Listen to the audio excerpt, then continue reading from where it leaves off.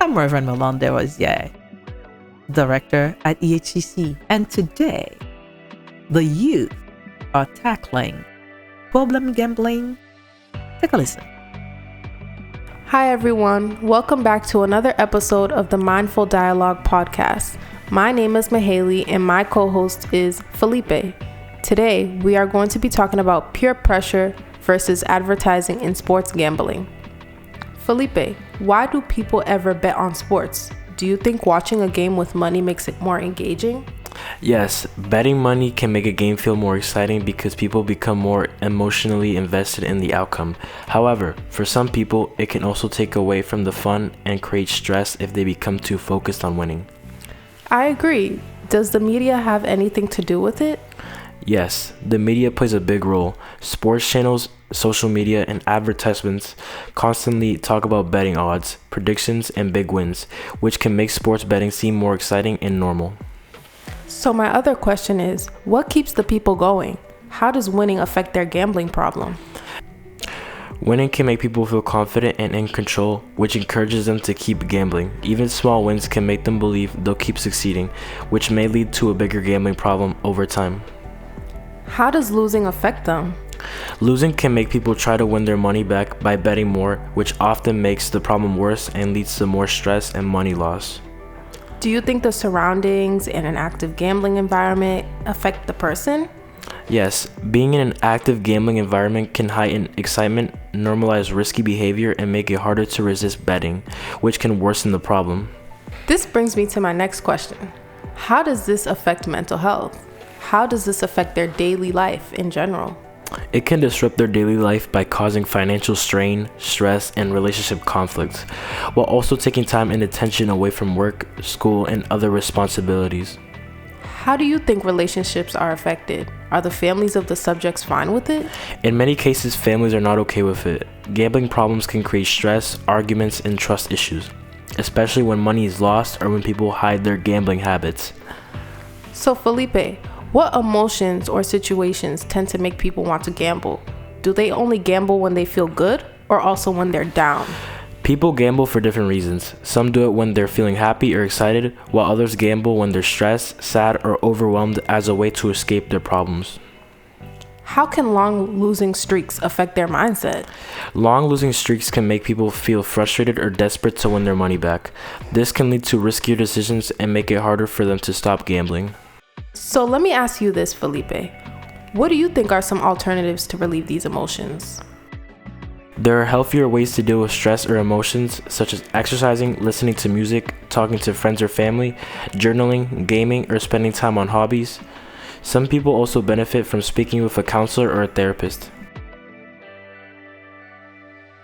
Moving on, let's talk about aggressive advertising. How does aggressive advertising change the views on sports betting? How can false promises trick people? Thank you for the question. Aggressive advertising can make sports betting seem easy, fun, and low risk, which changes how people view it. False promises like guaranteed wins or risk-free bets can mislead people into thinking they're more likely to win than they actually are. So let me ask you this, Felipe. How do false incentives make people bet? Offers like free bets, sign-up bonuses, or risk-free promotions can make gambling seem safe or worth trying. However, many of these offers come with conditions that encourage people to keep betting. So, should companies be allowed to advertise gambling as heavily as they do? What responsibilities do sports teams have? That's a really good question. Sports teams have a responsibility to think about how gambling promotions affect fans.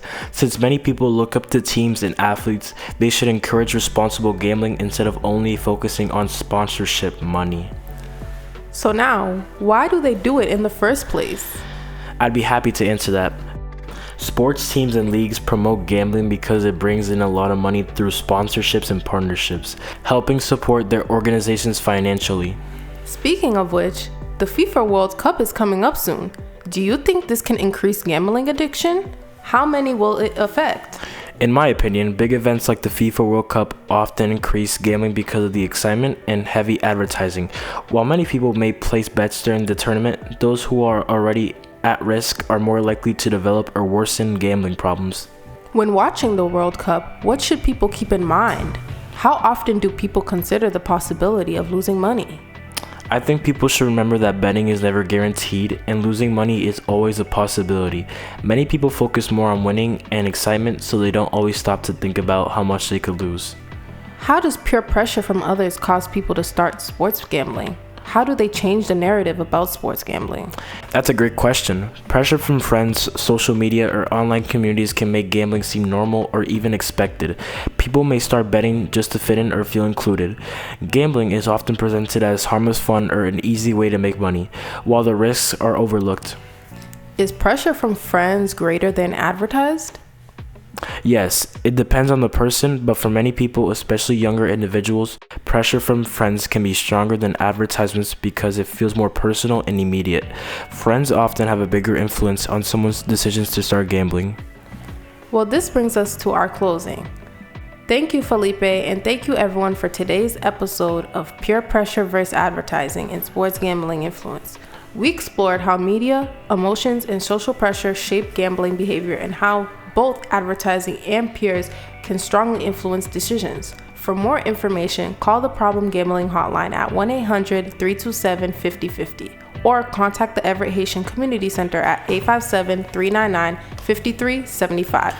As always, stay safe, stay blessed, and we'll see you next time. That's a wrap on this episode and segment of the Mindful Dialogue podcast. If you enjoyed the program, please leave a review or share the show. It helps more people find us.